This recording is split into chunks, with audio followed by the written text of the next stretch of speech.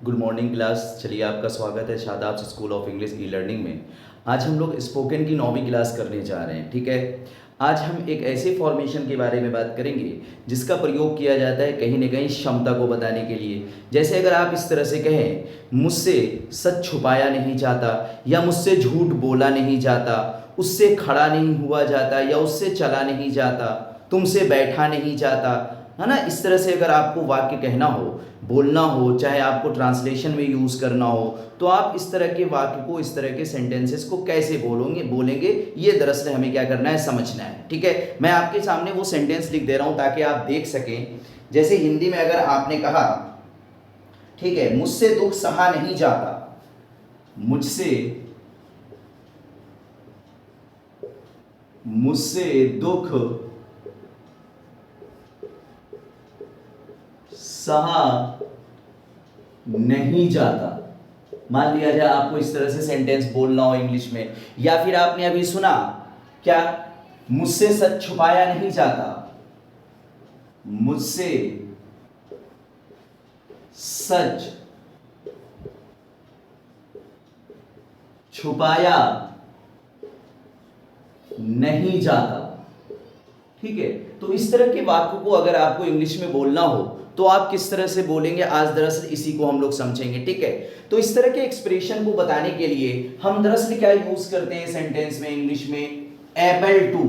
हालांकि इससे पहले मैंने क्षमता को बताने के लिए, एबिलिटी को बताने के लिए, योग्यता को बताने के लिए मैंने कैन आपको बताया है, मैंने आपको कुड बताया है, लेकिन आज उसी तरह के एक्सप्रेशन को हम किस तरह से देखेंगे, एबल टू के माध्यम से देखेंगे। तो जब हमें इस तरह का वाक्य कहना हो, मुझसे दुख सहा नहीं जाता, या मुझसे सच छुपाया नहीं जाता, इस तरह के वाक्य को अगर इंग्लिश में बोलना हो या ट्रांसलेशन में आपको लिखना हो, तो आप किस तरह से बोलेंगे या किस तरह से लिखेंगे, उस चीज को समझेंगे। तो इसका फॉर्मेशन कैसा होगा, सबसे पहले आप क्या करेंगे, सब्जेक्ट लिखेंगे। ये तो कॉमन सी बात है भाई, किसी भी सेंटेंस को लिखने के लिए सबसे पहले सब्जेक्ट की जरूरत पड़ती है, या बोलने के लिए सबसे पहले किसकी जरूरत पड़ती है, सब्जेक्ट की जरूरत पड़ती है। फिर सब्जेक्ट के अकॉर्डिंग आप यहां पर क्या करेंगे, या तो इज यूज करेंगे, या तो एम यूज करेंगे, या तो आर यूज करेंगे। बात समझिएगा, अगर आपने सब्जेक्ट के रूप में ही लिखा है, सब्जेक्ट के रूप में शी लिखा है, सब्जेक्ट के रूप में कोई सिंगुलर नाउन आपने लिखा है, या सब्जेक्ट के रूप में आप जो है ना कोई नाम यानी नाम लिख रहे हैं, नेम लिख रहे हैं, तो उस परिस्थिति में आप क्या करेंगे, इज यूज करेंगे। अगर आपका सब्जेक्ट आई है तो आप क्या करेंगे, एम यूज करेंगे। और बाकी इसके अलावा जो भी सब्जेक्ट हो, आपका सब्जेक्ट वी है, या आपका सब्जेक्ट दे है, या आपका सब्जेक्ट यू है, तो इन सब के लिए आप क्या करेंगे, आर यूज करेंगे। ठीक है, इतना लिखने के बाद आप क्या करेंगे, फिर इसके आगे आप लिख देंगे नॉट एबल। क्या लिखेंगे, नॉट एबल। बात समझिएगा। और इसके बाद हम क्या करेंगे, इंफिनिटिव यूज करेंगे। मैंने पिछली वीडियो में भी और उससे पहले और भी एक दो क्लास जो स्पोकन की हुई है, मैंने उसमें इंफिनिटिव बताया था। इंफिनिटिव का मतलब क्या होता है, टू प्लस वर्ब का फर्स्ट फॉर्म, यानी इसके बाद हम क्या यूज कर लेंगे, इंफिनिटिव यूज कर लेंगे। क्या यूज कर लेंगे भाई, इंफिनिटिव यूज कर लेंगे। इंफिनिटिव का मतलब होता है टू प्लस वर्ब का फर्स्ट फॉर्म, वो क्या कहलाता है, इंफिनिटिव कहलाता है। और इसके बाद अगर आपको कोई ऑब्जेक्ट लिखना है तो आप ऑब्जेक्ट प्लेस कर देंगे, सेंटेंस आपका क्या हो जाएगा, कंप्लीट हो जाएगा। समझिएगा, जैसे अगर इस सेंटेंस को लिखा जाए इंग्लिश में या बोला जाए, मुझसे दुख सहा नहीं जाता, तो अब जाहिर सी बात है मुझसे के लिए आप सब्जेक्ट के रूप में क्या यूज करेंगे, आई यूज करेंगे। अब आई के साथ क्या होगा भाई, एम होगा, तो आई एम, और फिर उसके आगे हम क्या बढ़ा देंगे, not able, I am not able to. अब सहने की इंग्लिश क्या होती है, जाहिर सी बात है कोप अप होता है, या कोप विद हम यूज करते हैं, तो हम क्या लिखेंगे, I am not able to cope up the pain. इसका क्या मतलब हो जाएगा, मुझसे दुख सहा नहीं जाता, यानी मैं दुख को सहने में सक्षम नहीं हूं, मैं दुख को सह नहीं सकता। हालांकि आप इस एक्सप्रेशन को आप कैन से भी बोल सकते हैं, लेकिन हाँ मैं आपको एक एक्सप्रेशन बता रहा हूं, एक वर्ड का यूज बता रहा हूं कि क्षमता को बताने के लिए हम क्या करते हैं, एबल टू यूज करते हैं। समझिएगा, इसी तरह से दूसरा वाक्य आपने क्या लिखा है, मुझसे सच छुपाया नहीं जाता। अब जाहिर सी बात है मुझसे के लिए आप इंग्लिश में क्या बोलेंगे, आई बोलेंगे। अब आई के साथ आप क्या यूज करेंगे, एम यूज करेंगे, आई एम हो जाएगा। फिर यहां पर भी हम क्या यूज करेंगे, not able, I am not able. फिर अब इंफिनिटिव यूज कर लेंगे, छुपाने की क्या इंग्लिश होती है, हाइड होती है तो हम क्या लिखेंगे, टू हाइड, है ना। I am not able to hide, किस चीज को छुपाने की बात कर रहे हैं, सच को, तो हम इंग्लिश में क्या लिखेंगे, truth. I am not able to hide the truth, है ना। इसका मतलब क्या हो जाएगा, मुझसे सच छुपाया नहीं जाता। बात समझ रहे हैं। तो जब कभी भी हम क्षमता की बात करते हैं तो उसके लिए तो कैन का यूज करते ही करते हैं, लेकिन एबल का भी प्रयोग किया जाता है। तो जब आपको इस तरह के एक्सप्रेशंस कहना हो, मुझसे दुख सहा नहीं जाता या मुझसे सच छुपाया नहीं जाता, तो आप क्या बोलेंगे, I am not able to cope up the pain, I am not able to hide the truth, मुझसे सच छुपाया नहीं जाता। चलिए मैं और भी कुछ सेंटेंसेस, कुछ वाक्य आपके सामने लिखता हूं ताकि आप जान ले, थोड़ी आपकी क्या हो सके, प्रैक्टिस हो सके। चलिए जी, मैं इसे रब कर रहा हूं, चलिए देखेंगे और भी सेंटेंस।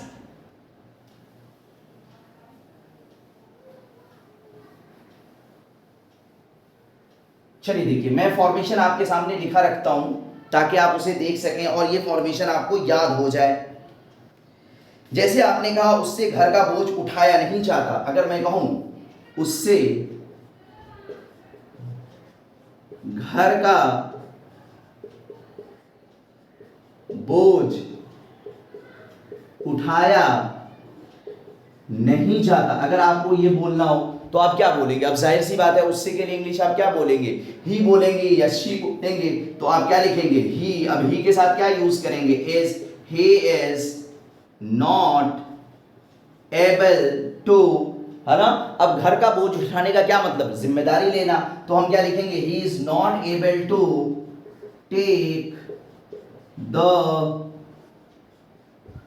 responsibility, है ना, he is not able to take the responsibility of the house। ये हो जाएगा सेंटेंस, यानी उससे घर का बोझ उठाया नहीं जाता। बात समझ रहे हैं। और भी सेंटेंस आप देखें, जैसे आप कहें उससे खड़ा हुआ नहीं जाता, उससे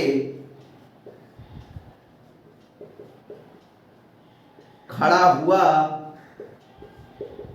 नहीं जाता, तो जाहिर सी बात है उससे के लिए आप क्या बोलेंगे, ही बोलेंगे, और इसके ही के लिए आप वर्ब क्या यूज करेंगे, इज यूज करेंगे, ही इज। फिर आप क्या ऐड कर देंगे, not able, he is not able, है ना। बात समझ रहे हैं, ही इज नॉट एबल, खड़ा होने की अब बात कर रहे हैं तो टू स्टैंड हो जाएगा, he is not able to stand, उससे खड़ा नहीं हुआ जाता, ये हो जाएगा सेंटेंस। बात समझ रहे हैं।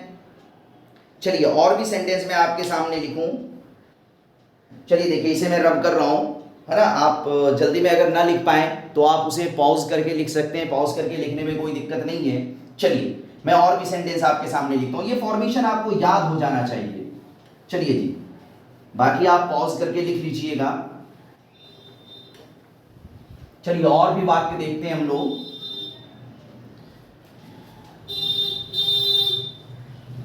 देखिए और भी मैं वाक्य आपके सामने लिख रहा हूं, जैसे कहा जाए, है ना, मुझसे झूठ नहीं बोला जाता, मुझसे झूठ नहीं बोला जाता। ठीक है, तो अगर इसे आपको इंग्लिश में बोलना हो तो जाहिर सी बात है आप क्या बोलेंगे, मुझसे के लिए आप क्या बोलेंगे, आई, और आई के साथ वर्ब क्या होगा, एम, आई एम। फिर इसके आगे हम बढ़ा देंगे not able, I am not able to tell a lie. भाई टेल अ लाई का मतलब झूठ बोलना होता है, I am not able to tell a lie, मुझसे झूठ बोला नहीं जाता, ये सेंटेंस हो जाएगा।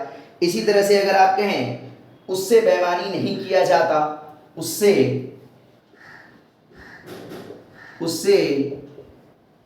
बेईमानी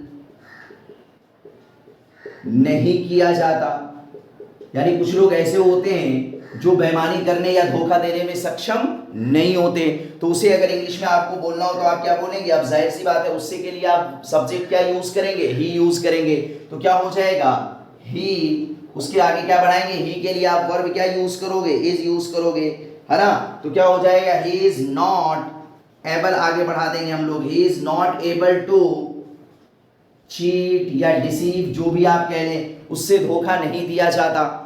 ठीक है, तो इस तरह से हम लोग वाक्य यूज करते हैं जब हम क्षमता को बता रहे होते हैं, है ना।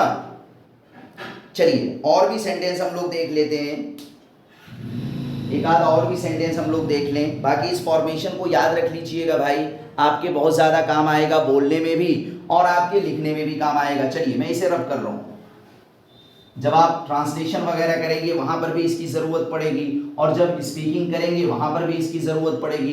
तो बोलने में भी बहुत ज़्यादा यूज़ किया जाता है और ट्रांसलेशन में भी कभी आपको इसकी ज़रूरत पड़ सकती है। तो इसलिए इसको याद रखना फॉर्मेशन को बहुत ज़रूरी है। करना कुछ नहीं है, सब्जेक्ट लिखना है और सब्जेक्ट के according is am are use कर लेना है, और उसके आगे हमें क्या बढ़ा देना है, नॉट एबल बढ़ा देना है, और फिर उसके आगे इन्फिनेटिव यानी टू प्लस वर्ब के फर्स्ट फॉर्म का प्रयोग कर लेना है। सेंटेंस हमारा क्या हो जाएगा, कंप्लीट हो जाएगा। चलिए और भी सेंटेंस हम लोग देखते हैं। जैसे कहा जाए उन लोगों से अच्छा व्यवहार नहीं किया जाता, उन लोगों से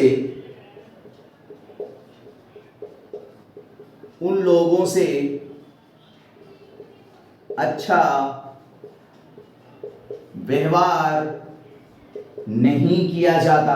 यानी मैं कहना क्या चाह रहा हूं, वो लोग ऐसे हैं जो दूसरों के साथ अच्छा व्यवहार नहीं कर सकते, किया ही नहीं जाता, उनके नेचर में शामिल नहीं, फितरत में शामिल नहीं। तो अगर इस सेंटेंस को इंग्लिश में बोलना हो तो आप क्या कहेंगे, अब जाहिर सी बात है उन लोगों के लिए आप सब्जेक्ट क्या यूज करेंगे, दे, फिर दे के लिए आप क्या करेंगे, आर यूज करेंगे। They are not able to treat, व्यवहार करना क्या, टू ट्रीट, है ना, वेल, अच्छी तरह से, ये हो जाएगा sentence. They are not able to treat well, उन लोगों से अच्छा व्यवहार नहीं किया जाता, यानी वो लोग अच्छा व्यवहार करने में सक्षम नहीं है, ये मतलब हो जाएगा। इसी तरह से कहा जाए मुझसे कोई काम नहीं किया जाता, अगर मैं कहूं मुझसे कोई काम नहीं किया जाता, अगर आपको ये कहना हो, ठीक है। और बाकी आप लोगों को देखकर अगर अच्छा लगे वीडियो तो सब्सक्राइब, लाइक और कमेंट करना बिल्कुल ना भूलिएगा, जरूर करिएगा भाई, ठीक है। चलिए मुझसे कोई काम, मुझसे, है ना, कोई काम, है ना, नहीं किया जाता, तो मैं मुझसे के लिए इंग्लिश क्या बोलूंगा, आई, है ना, और आई के लिए वर्ब क्या होगा, एम, और इसके आगे हम क्या बढ़ा देंगे, not able, I am not able to do, करना, है ना, I am not able to do any work, ये सेंटेंस हो जाएगा आपका, I am not able to do any work, मुझसे कोई काम नहीं किया जाता, यानी मैं कोई काम करने में सक्षम नहीं हूं। तो कुल मिलाकर आप समझ गए होंगे जो मैं आपको समझाना चाह रहा हूं। तो इस फॉर्मेशन को याद रखिएगा ताकि आपके एग्जाम में कह रहा हूं, आपके बोलचाल में और आपके ट्रांसलेशन में क्या आ सके, काम आ सके, ठीक है। लेकिन हाँ, अगर आपको वीडियो अच्छी लगे और इस तरह से महत्वपूर्ण वीडियोस आपको मिलती रहेगी तो प्लीज़ लाइक, सब्सक्राइब और कमेंट करना ना भूलें। तो आज के लिए इतना ही, बाकी अगली वीडियो में हम लोग फिर मुलाकात करेंगे स्पोकन के पॉइंट ऑफ व्यू से। बाकी रोज़ाना शाम में 7:30 बजे कॉम्पिटिटिव एग्जाम के पॉइंट ऑफ व्यू से मेरी लाइव क्लास हुआ करती है, तो आप लोग कॉम्पिटिटिव एग्जाम के पॉइंट ऑफ व्यू से भी शाम में 7:30 बजे जुड़ सकते हैं। तो आज के लिए बस इतना ही। ओके, थैंक यू, शुक्रिया भाई। अगली वीडियो में हम मुलाकात करते हैं।